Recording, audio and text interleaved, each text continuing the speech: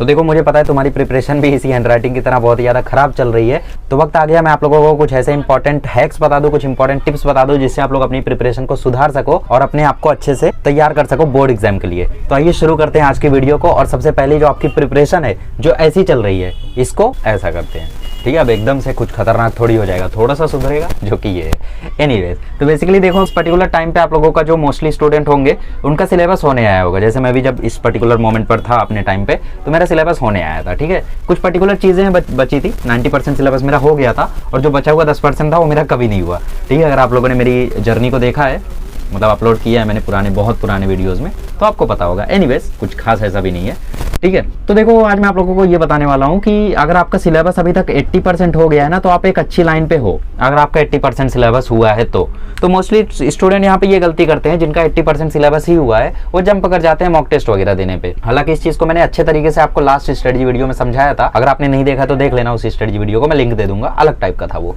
ठीक है। उसमें मैंने आपको समझाया था कि बचा हुआ 20% छोड़कर अगर आप एक बार टेस्ट वाले फेज में घुस गए तो फिर उस पर्टिकुलर फेज में ही आप रह जाओगे, ठीक है। मतलब एक पर्टिकुलर मोमेंट होता है ना कि जैसे आप अभी पढ़ाई कर रहे हो तो एक फ्लो में चल रहे हो, तो अगर आपका फ्लो चेंज हो जाएगा, मतलब आप पढ़ाई करते थे अभी आप टेस्ट देना शुरू कर दिए, तो फिर दोबारा से पढ़ाई करने आओगे तो वो उतने अच्छे से नहीं हो पाएगा आपसे, ठीक है। तो बेसिकली जो बचा हुआ 20% है ना उस पे करने पे आप अभी पर्टिकुलर मोमेंट के लिए ध्यान दो, ठीक है। ऐसा नहीं है कि आप अभी टेस्ट पर जंप कर जाओ, लेकिन जिनका 100% सिलेबस हो गया है वो तो ऑब्वियसली अभी टेस्ट पर जंप कर जाए और अपनी प्रिपरेशन को स्ट्रेंथन करना शुरू कर दें। बाकी अगर 20 दिन बचा रहे उस पर्टिकुलर मोमेंट पे अगर आप टेस्ट देना शुरू करो तो मेरे हिसाब से ज्यादा बेटर है रेदर देन अभी से टेस्ट देना, ठीक है। तो मोस्टली स्टूडेंट जो पूछ रहे होंगे यहाँ पे कि मॉक टेस्ट कब से दे, तो 5-6 फरवरी से आप शुरू कर सकते हो, इससे पहले आप लोग मत शुरू करो टेस्ट वगैरह देना, ठीक है। ओके, तो आज की वीडियो में मैं आप लोगों को ये बताने वाला हूँ कि कितने घंटे पढ़ना है, कितने घंटे क्या पढ़ना है, कौन सी पर्टिकुलर मेथड को फॉलो करना है जिससे आप लोगों की प्रिपरेशन अच्छे से हो जाए। तो सबसे पहली बात जो सबसे खास है आज के वीडियो में वो ये है कि बेसिकली अभी आप लोगों को अपने वीक सब्जेक्ट पे काम करने की जरूरत नहीं है। अगर आपका मराठी वीक था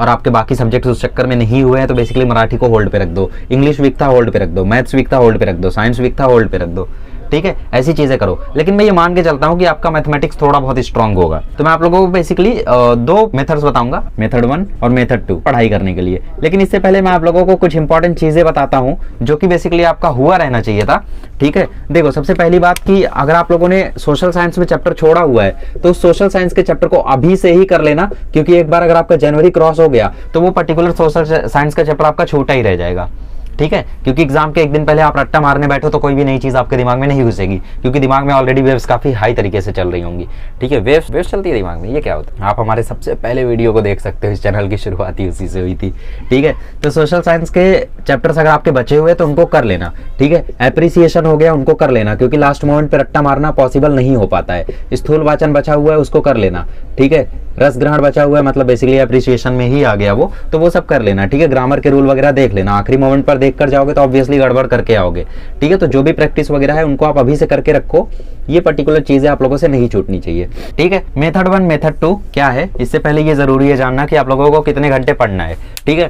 तो अगर आप 3 घंटे क्लासेस जाते हो तो आपको 7 घंटा पढ़ना है क्लासेस को इंक्लूड करके, मतलब 4 घंटा घर पे पढ़ना है, 3 घंटा क्लासेस। अगर आप 2 घंटा क्लासेस जाते हो तो आपको 6 घंटा पढ़ना है, मतलब 4 घंटा घर पे पढ़ना है। तो ओवरऑल इट मीन्स कि क्लासेस के टाइम को और स्कूल के टाइम को छोड़ दें तो हमें 4 घंटा सेल्फ स्टडी करना है, ठीक है। तो इस 4 घंटे को अब कैसे मैनेज करना है वो मैं आप लोगों को बताने वाला हूँ। तो मेथड 1 का हम लोग नाम रखेंगे सिंगुलर सब्जेक्ट मेथड, कुछ भी बक रहा हूँ, एनीवेज फालतू चीज थी, लीव इट, ठीक है। मेथड 1 में हम लोग क्या करेंगे, बेसिकली मैथमेटिक्स के साथ सिर्फ एक सब्जेक्ट करेंगे डेली, ठीक है। जैसे आज मंडे है तो आज मैं क्या करूंगा, आज मूड नहीं है, आज मैथ्स के साथ सिर्फ इंग्लिश करूंगा, ठीक है। आज ट्यूसडे है तो आज मेरा मूड बहुत अच्छा है तो मैं मैथ्स के साथ साइंस करूंगा। तो एक चीज तो मैंने आपको ऑलरेडी बता रखी है कि मैथमेटिक्स में आप लोगों को डेली 2 प्रैक्टिस सेट करना ही करना है, एक प्रैक्टिस सेट मैथ्स 1 से और एक प्रैक्टिस सेट मैथ्स 2 से, ये आपको करना ही करना है, इस चीज को नहीं छोड़ना है आपको, ठीक है। क्योंकि मैथमेटिक्स एक ऐसी चीज है जो आप लोग मतलब बिना रटे बिना कुछ किए ही इसमें 100 आउट ऑफ 100 स्कोर कर सकते हो, 90 तो आराम से क्रॉस कर सकते हो इस पर्टिकुलर सब्जेक्ट में, बाकी में उतना आसान नहीं होता है, ठीक है। मान लो वेडनेसडे आया तो वेडनेसडे को आपका मूड और अच्छा हुआ तो आपने सोचा मैथ्स के साथ सोशल साइंस पढ़ लूंगा।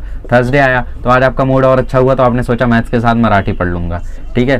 फ्राइडे आया मूड खराब हुआ तो आपने मैथ्स के साथ हिंदी पढ़ लिया, इजी सब्जेक्ट, ठीक है। सैटरडे आया आपने मैथ्स के साथ फिर से इंग्लिश पढ़ लिया। संडे आया तो आपने सारे सब्जेक्ट का एक बार रिवीजन कर लिया, या फिर ग्रामर कर लिया, या फिर राइटिंग स्किल कर लिया, या फिर कुछ एक्स्ट्रा कर लिया, या छुट्टी मार ली। छुट्टी मारोगे, छुट्टी एक भी दिन नहीं मारनी है अब, याद रखना, छुट्टी एक भी दिन नहीं मारनी है, क्योंकि अगर आपने अब छुट्टी मार ली तो बेसिकली उस पर्टिकुलर छुट्टी तो आप एक ही दिन मारोगे, लेकिन उस एक दिन की छुट्टी को रिकवर करने के लिए आपको 2 दिन लग जाएंगे। ठीक है, जैसे आपको एक सिंपल सा एग्जांपल देता हूँ। आप लोग तो अभी जिम नहीं जाते होगे, मैं भी नहीं जाता हूँ, लेकिन अगर आप जब पहली बार जिम जाते हो ना, और पहली बार आप जिम करते हो या फिर पहली बार कोई लोड उठाते हो आप, तो आपके हाथों में बहुत दर्द होता है और वो दर्द 3-4 दिन तक रहता है। फिर मान लो आपने 6-7 दिन जिम नहीं किया, अब जब 8वें दिन आप जिम जाओगे तो फिर से आपको दर्द होगा।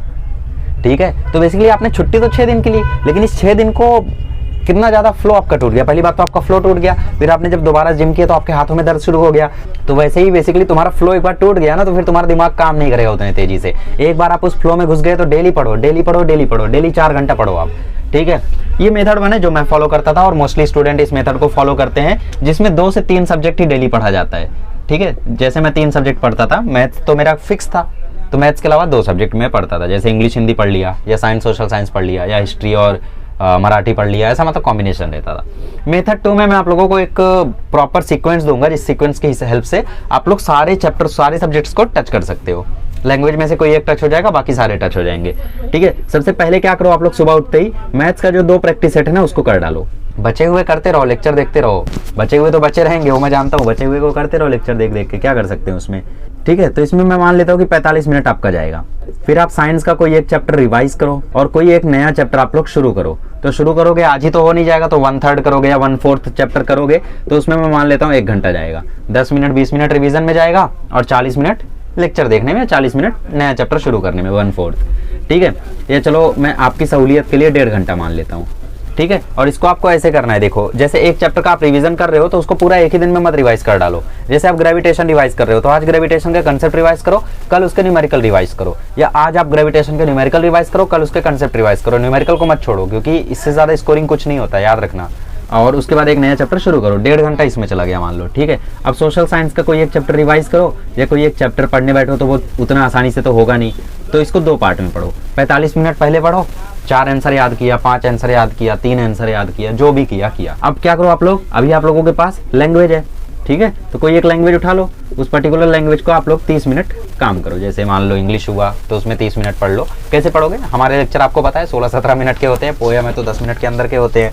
तो बेसिकली उस टाइम के पर्टिकुलर 30 मिनट के अंदर ही आप लोगों को चैप्टर मिल जाएगा पूरा, और मोस्टली आपका सिलेबस मुझे हो गया होगा जहाँ तक मुझे लगता है। नहीं हुआ तो लेक्चर देख लो, आपको समझ में आ जाएगा चैप्टर में क्या है।